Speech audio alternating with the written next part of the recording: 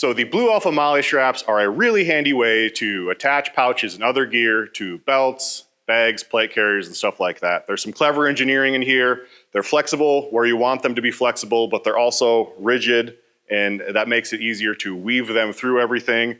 There are 3 different sizes. There is a 2, a 3, and a 4.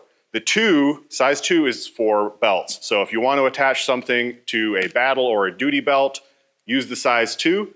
If you want to attach something to like a plate carrier that has PALS style webbing, where it is webbing, then space, then webbing, then space, you'll want to use the size 3 MOLLE strap. There's also a size 4. That's for bigger bags and stuff, but it is an option. There are 3 colors. There is tan, there is black, and there is green.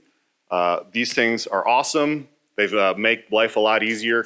MOLLE can be a frustrating thing, and this is a big help at making it easier. So check them out over on our website at bluealphabelts.com.